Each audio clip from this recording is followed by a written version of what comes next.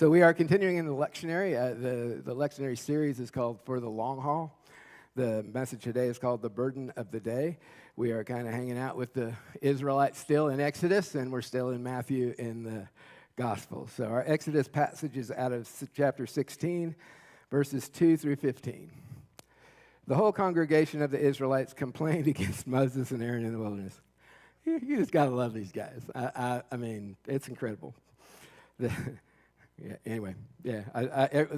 read that, and then it automatically takes me back to the Red Sea and what they just went through, and it's like, really? The answer, yeah, really. The Israelites said to them, if only we had died by the hand of the Lord in the land of Egypt, when we sat by flesh pots and ate our fill of bread. For you have brought us out into this wilderness to kill the whole assembly with hunger. Then the Lord said to Moses, I'm going to rain bread from heaven for you, and each day the people shall go out and gather enough for that day. And that day I will test them whether they will follow my instruction or not. I'm not going to get into what that was about in the passage, so I'll just tell you that the manna that was from heaven lasted one day. And if you tried to save it, it rotted. So it forced the Israelites to be faithful day by day. So not in this passage, but that's what he was doing. On the sixth day, when they prepare what they bring in, it will be twice as much as they gather on other days. They don't gather on the Sabbath. So on that day, they would actually have enough for both days. So Moses and Aaron said to all the Israelites, in the evening you shall know that it was the Lord who brought you out of the land of Egypt. And in the morning you shall see the glory of the Lord, because he has heard your complaining against the Lord. For what are we that you would complain against us? And Moses said, when the Lord gives you meat to eat in the evening and your fill of bread in the morning, because the Lord has heard you complaining that you utter against him, what are we? You're complaining not against us, not against me and Aaron. You're complaining against the Lord. And then Moses said to Aaron, say to the whole congregation of the Israelites, draw near to the Lord, for he has heard your complaining. And as Aaron spoke to the whole congregation of the Israelites, they looked toward the wilderness, and the glory of the Lord appeared in the cloud. This is kind of another reinforcement for I am that I am is I will be who I will be. God will be who he will be. He was in the lives of the Israelites. He will be who he will be in our lives as well. At twilight you shall eat meat, and in the morning you shall have your fill of bread. Then you shall know that I am the Lord your God. In the evening, quails came up and covered the camp, and in the morning there was a layer of dew around the camp. When the layer of dew lifted, there on the surface of the wilderness was a fine flaky substance, as fine as frost on the ground. When the Israelites saw it, they said to one another, what is it? For they did not know what it was. Moses said to them, it is the bread that the Lord has given you to eat. So the Israelites start out grumbling, right? I'm so hungry. At least in Egypt we had food. We should never have left, and all those kind of things. It's a shocker, I know, because they rarely complain about anything, right? They were complaining about everything, but mostly it was about food. They're hungry. I mean, it had been a little bit now, and so they were tired they wanted some meat as well as this bread. And there's a lot to that story beyond what we're tackling today, but I will say that we did a series from Mark Batterson. It was called Circle Maker. And he took the time to figure out the quail totals of the quail that came in from the sea. So, Quailmageddon, that's Mark Batterson. So a day's walk in the Hebrew system of measurement was 15 miles. The area covered by quail was about 700 square miles. His church is in Washington, D.C., so Washington, D.C. is 68 square miles. So you can see that that's a lot of quail, but it was a lot of people. The quail were piled 3 feet deep as well. So each Israelite was to gather no less than 10 homers. Now, a homer, I know we talk about talents and homers and all this weird stuff, but a homer equates to roughly 200 liters, and I am not translating metric to American. 10 homers times 600,000 men equaled 6 million homers. He figures it out to 105 million quail showed up for the Israelites. 105 million quail. Whew. But for us, it's good because the complaining stuff has ended. I mean, that was just the Israelites. The good thing about the church these days is that we support and encourage each other no matter what, and we never complain. Unless we don't like the carpet or the walls or the preaching or Yeah, we're like the Israelites. We do tend to complain a lot. I was thinking, what would happen if we took a survey of all the grumbles that we have in the congregation just over the last 2 weeks? Everything and anything that people have complained about in the past couple of weeks, just lay it out there so that everybody could see it. Because it's a human thing, right? It's a kind of a constant. We see things and we grumble, we compare stuff, we misremember the past. We generally make it much better than it really was. We just go with it. Everybody else is complaining, so I'll just jump in. A group is complaining. What happens? We jump in and go, oh, yeah, and we get involved in all that junk. In fact, you know what I'm doing right now? That's why I got this little thing to help. God, all people have done today is complain. If one more person complains, I'm going to stab them in the face. But you just, so ice pick or harpoon? You'd like to be a narwhal. So, not everybody's a complainer, of course. None of us likes to be certainly doesn't want to be put on the spot and have our grumbling tossed back at us in a public way. It could be that grace and forgiveness are a really good replacement for constant complaining. Many of us older folks will remember a book by a gentleman named Ken Blanchard. It's called The 1 Minute Manager. It was something that in management you were given to help you with managing folks. He had an interesting way of looking at the issue because his premise was that most people just complain. They just are complaining about stuff, but they don't come with solution. And if you don't come with solution, all you're doing is complaining because, if there's not a solution attached, I want you to solve it? No, come to me with a solution. But one of the many things that he said is, if you can't tell me what you'd like to be happening, you don't have a problem yet. You're just complaining. A problem only exists if there's a difference between what is actually happening and what you desire to happen. And so why is identifying the problem an important first step? It's actually really logical and simple. You can't find the solution without accurately identifying the problem. But in recovery, we have a saying there, too, that I've been in recovery a day or two, and if I focus on the problem increases. If I focus on the solution increases. It's not the problem or the solution, it's where's my focus? And that's critical. That's the difference between focusing on complaining and focusing on encouraging and building up and forgiveness and all those things we've been talking about. It's easy to get lost in the negative and get lost in that, especially in our world today. But getting lost in that place is not helpful. It's not helpful for you, not helpful for me. It's not helpful for any of us because we end up more negative than we started. And my goodness, there's enough negative, in this world that if we can get beyond that, that would be really something special. Now, the Israelites, they could identify a problem, but they didn't ever have a solution. And they never identified the actual problem. They complained about food, and they complained about stuff and all these things. But you know what their actual problem was? Anybody want to take a guess? The real problem for the Israelites. They didn't have faith. They had no trust in God. Even, and it's mind-boggling, right? Because he took them across the Red Sea. Water, and they saw that. They saw the pillar of, even if it's the Reed Sea, they saw the pillar of fire. They've seen him do miracle after miracle. The 10 plagues in Egypt, they were there for that.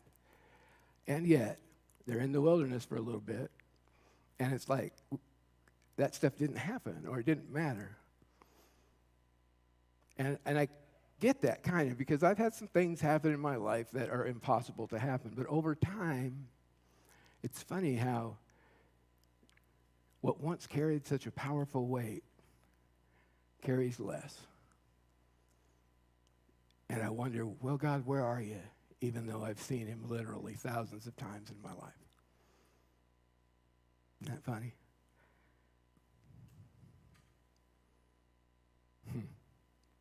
And it's not just in Exodus. Our gospel parable is also about grumbling and misunderstanding when we get there. And as an aside, I've been in church a long time. I've served in many different capacities over the years before I became a pastor. And of course, I'm now 15 years in this role. I've been supported, encouraged, blasted, threatened, and so forth in my pastoral role. And I've come to terms with it in this way. People are passionate about their faith. People are passionate about their faith, and therefore they get passionate about their church. And here's the thing, though, about being passionate about your faith and in church. However passionate you are about something, there's probably somebody who has the exact opposite view who's just as passionate in their view. And we tend to only see from our point of view. And we don't listen to, and in our world today, this is getting worse. The sides are separated even further, where we can't have a conversation and disagree very well. And we need to, and we shouldn't agree on everything. If we agreed on everything, that just means somebody ain't talking. Somebody's just not speaking up, because we shouldn't agree on everything. And thankfully, here we don't.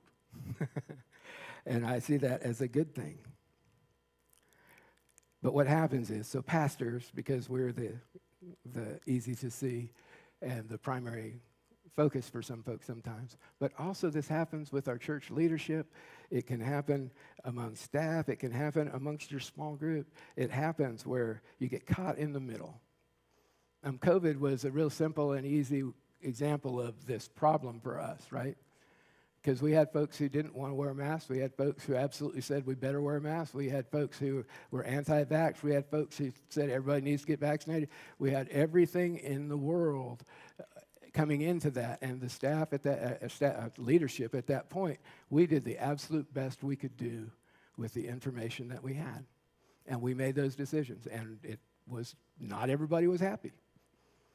But sometimes you go into stuff and we knew everybody wasn't going to be happy. But we wanted to keep everybody safe. And so we made some decisions that some people didn't like at all. And we made some decisions that were completely and wholly supported, But that passion, be passionate, right? I want you to be passionate. But be passionate with humility. Because the other side has a point too. And we've got to be able to come together. You're never going to be 100% right about everything. Really, you're not going to be 100% right about anything. In my early recovery, I had a sponsor. He said, Mike, if you're 95% right, you're 5% wrong. Spend your time working on the 5%. Don't try to lord it over with the 95%. And that has been helpful for me in ministry, because I know that I'm not right all the time. I'm probably right or wrong more than most, but I will tell you that the decisions that we make are going to be focused as best we can on where we believe God is leading us and who God is in our lives. And we're going to stand on the Word to help with that. And that's kind of who we are as a church. So as you passionately share, or as you passionately challenge or defending your faith, listen to what the other person says and weigh that against what you see. Be passionate and be humble. Be passionate but humble. Love your church. I want you to love this place. I want you to love the Big C church. Love the church. We're the only chance the world has because we got Jesus. And you want to see a life changed? Encounter the living God. You will change. Underneath most of the grumbling that we see, even in church, is a desire to see the church grow and thrive. We all want to see the church grow and thrive. We want to see that. But when we come together, I just pray that we will continue to come together with that spirit of humility to be able to hear both sides, regardless of the decision. And please know, if you disagree with the decision made around here, it's okay. We're not asking everybody to jump in line and it's okay to disagree publicly, and it's okay to disagree to me. And I have only one thing about complaining about me. It's a simple thing. I want you to pray for me twice as much as you complain about me. If you'll do that, I'll be happy. I wish I made that up, but I took it from somewhere else. But the bottom line is that we, church folks, because that's who the Israelites ended up becoming, have been complaining about stuff for a long time. And unlike what I've been describing here, the Israelites are just whining, to be honest. They're whining about their circumstances. They're not particularly passionate about anything but whining, And so what I kind of wish they had telephones back then. You know why? Because then they could call 911 and get an ambulance to come and take them back.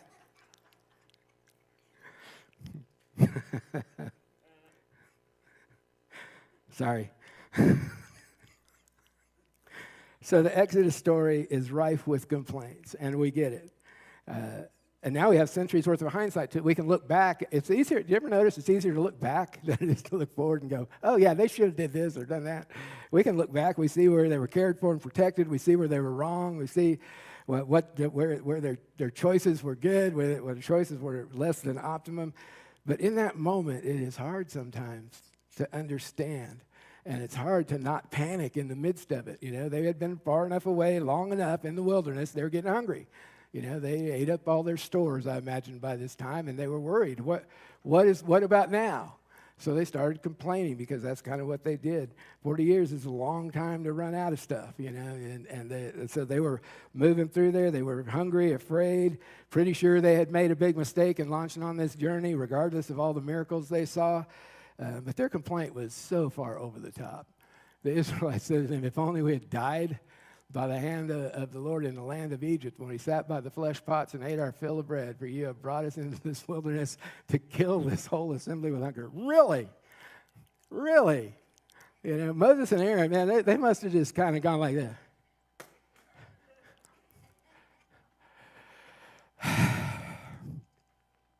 Lord, never mind, don't wipe them out yet. It was just crazy. I hope I didn't mess this up. But you know that they were exasperated, right? They just had to be exasperated, these guys. And here's we know how it is. When things go bad, we look back, and it doesn't look as bad as it actually was. But these guys conveniently forgot a few things. A, they were slaves. Might want to remember that you're a slave in Egypt, you know. And these flesh pots they're talking about, scholars tell us they were big pots of simmering meat. But the thing is, they ate bread because they weren't allowed the meat. They took care of the flesh pots, but they didn't eat it. They ate their fill of bread. There was meat, and they didn't get it, and they're complaining about it. But that memory is better than their current reality, or so they thought. So God shows up, says, okay, God says, I'll take care of it. I'll rain garlic bread from heaven. Oh, wait, that's not the guy. That's a different guy. Here. I'll rain bread from heaven. Wait, what? Bread that rains? This is kind of unusual, right? And it is. It's really unusual. There have been various attempts to describe the phenomenon from a scientific point of view. Interestingly, personally, I find it unnecessary, but there actually is a substance called manna that comes from a tamarisk tree, and there are reports of manna falling. In 1890, a heavy fall occurred in Turkey. It was collected, used to make bread, which is reported to have been of pretty good quality. The manna consisted of small spheres, which they found out were actually just lichen, not the werewolf, L-I-C-H-E-N.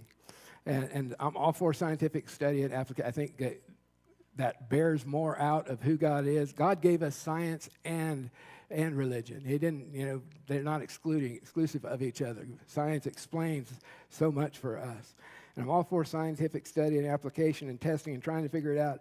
But this manna we're talking about for the Israelites, this is manna that came from heaven that was, even if that stuff in Turkey was similar, it wasn't what we're talking about in the scripture. This is manna that showed up every morning with twice as much on Saturday, so they didn't have to get any on Sunday. This is, you know, that's not natural. You know, science is great at figuring out natural things that are naturally occurring. When it's the supernatural, it's a lot more difficult because you can replicate that which is natural. You can't replicate that which is not natural. And supernatural, by its nature, is not replicable. So science has a hard time with that. Well, we can't believe in that prayer heals because we can't replicate it in a laboratory. You know, all these things that happen. But in this, there was no way that this was not the implementation of a miracle from God. It just was, you know, and it was incredible. And then we get to the quail, you know. And even if there was a rational explanation, that's not the point, right? Because we don't need to explain the miracle. Only accept that it is a sign of God's providing for those who are called, even those being fed who didn't understand it. And while the rain down bread doesn't get named in our text, in a few verses it actually gets the name manna. You know what that translates as? Do you know what manna means, how it is translated? There's a big hint on the screen. If you were to provide the definition for manna, it would be, what is it? That's what manna means, because they didn't know what it was. And so the definition for manna is, what is it?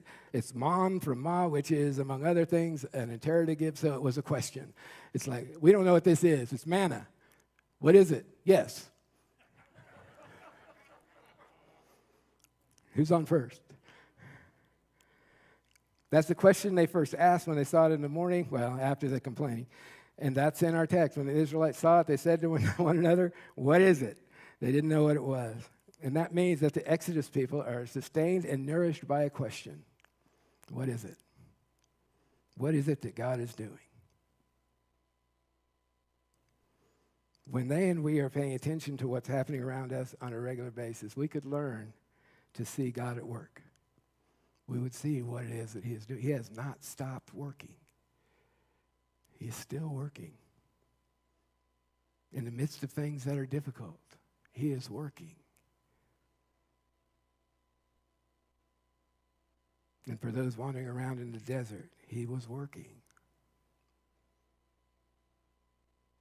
As an aside, you might note that while the whining spoke of remembering bread in the presence of meat, God decided to provide meat in addition to the bread for the Israelites. Meat at twilight in the form of quail that would settle within their reach, and bread in the morning, like dew on the ground. What does it seem a perfectly logical question for them? And perhaps it is an implied question in Jesus' parable from Matthew's gospel. For the kingdom of heaven is like a landowner who went out early in the morning to hire laborers for his vineyard. After agreeing with the laborers for the usual daily wage, he sent them into his vineyard. When he went out about 9 o'clock, he saw others standing idle in the marketplace, and he said to them, you also go into the vineyard, I'll pay you whatever is right. So they went. He went out again at noon, and 3 o'clock he did the same. At 5 o'clock he went out and found others standing around him, and he said to them, why are you standing here idle all day? They said to him, because nobody's hired us. He said to them, go to the vineyard, you're hired. When evening came, the owner of the vineyard said to his manager, call the laborers and give them their pay, beginning with the last and then going to the first. When those hired about 5 o'clock came, each of them received the usual daily wage, which is 1 denarii. Now when the first came, they thought they would receive more, but each of them also received 1 denarii, the usual daily wage. When they received it, they grumbled against the landowner, saying, these last worked only 1 hour, and you have made them equal to us who have borne the burden of the day and the scorching heat. But he replied to one of them, friend, I am doing you no wrong. Did you not agree to work for me for the usual daily wage? Take what belongs to you and go. I choose to give to this last the same as I give to you. Am I not allowed to do what I choose with what belongs to me? Or are you envious because I am generous? So the last will be first, and the first will be last. So what is it that God is doing? It's not a great economic policy because in our present time, because we'd have strikes, no doubt. Because it's not fair. It's absolutely unfair. The guys who came in late, they should have received less, or the guys who came in early should have received more. It's completely unfair from a worldly perspective. And we're quick to translate that parable into the economic world when we need to look at things a little bit differently. Because I think this is more about accepting new people. Did you know that if someone who, whenever Christ comes back or on the deathbed or whatever it is, did you know that if somebody says yes to Jesus at that moment, you know what happens to them? Yes, they get to go. Because it's not based on what we do. It's not based on all we know. I'm an advocate for study. Please study. Read your Bible. Do those things. Hey, Mike said don't worry about it. No. If you want to learn about our God, you got to read the book. You got to pay attention to what's going on around you. But in the end, those same people get to come. And some have been here a long time. Some people have labored in the church a long time. They've been around for a long time. They've studied, they've led, they've done just, all these different things. They put in their pew time, their chair time, but they put in their time in the church and in volunteering and all those things. And like the all-day workers in the story, we can sometimes resent that, they just got here, and look at here, they're getting the same benefits that I'm getting. We've borne the burden of the day. We worked the hot sun. Shouldn't we get some kind of something? We endured long, boring sermons. Tedious lessons. You ever seen that pastor? He never shuts up.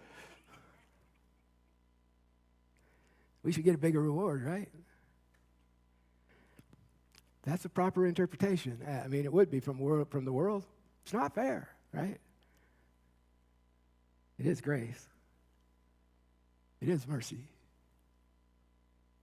There's plenty of work for the church that we need to be doing here, but let's not assume that Jesus wasn't trying to change the whole system, because he was. In our youth that we started last week, we're doing something called the upside-down kingdom, because God loves to turn stuff upside down. He loves to do things. My ways are above your ways, and my thoughts are above your thoughts, And so we study all we can, and it's a funny thing. The more that I've studied, the bigger thing that's happened for me, I know more there's way more that I don't know. I learn stuff, and then it's like, that opens up this. What about, and the more that we learn, the more there is to learn. So dive in, dive deep. Because maybe he was really trying to turn our assumptions about the good life and how the world ought to work upside down. And that's risky talk, to be sure. The truth is that we don't like change. We love change as long as we don't have to do it. That's change. We should do that. You want to? Oh, no. I want you to make that happen. We'd rather just kind of adjust to the way things are and continue to complain, of course, than work toward a change that might make things better for everybody, ourselves included. What if we shaped our world and the way we live in it according to grace and generosity? That's my question for you this week. I want you to weigh that. I want you to bring grace and generosity into every conversation. If you catch yourself complaining, I want you to bring grace and generosity into that conversation. Generosity is not just about money. Generosity is more about a spirit of a spirit of being willing to be there and listen and be a part of, and to actually hear the other person, and to not formulate my answer while they're talking. Some of y'all know what that's about. Don't hear what they say because I'm too busy. What am I going to say back? Hearing is hard work. We got to shut this thing down to hear what they're actually saying. It requires a different way of measuring, of not comparing. Don't compare. Comparison is a trap. It's a trap that kills us, kills everybody else. We need to set aside jealousies and envy and remember this, because this is huge. And anytime I get to bring this video up, you're going to see it. And I thought I'd bring it up today because I want you to see it again. So this is a gentleman named Alistair Begg, and it's a great reminder of the true nature of salvation and what's being asked for when we rely on the Savior. So this is Alistair Begg. Without the preaching of the cross, without preaching the cross to ourselves all day and every day, we will very, very quickly revert to faith plus works as the ground of our salvation. So that, to go to the old Fort Lauderdale question, if you were to die tonight and you were getting entry into heaven, what would you say? If you answer that, and if I answer it in the first person, we've immediately gone wrong. Because I believed, because I have faith, because I am this, because I am continuing. Loved ones, the only proper answer is in the third person, because he. Think about the thief on the cross. And what an immense, I can't wait to find that fellow one day to ask him, how did that shake out for you? Because you were cussing the guy out with your friend. You've never been in a Bible study. You never got baptized. You didn't know a thing about church membership. And yet You made it. You made it. How did you make it?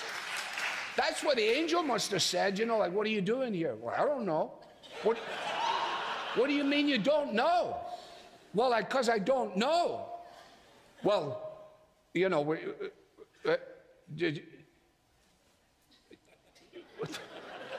excuse me, let me get my supervisor. They go get the supervisor angel. So, wait, just a few questions for you. First of all, are you clear on the doctrine of justification by faith?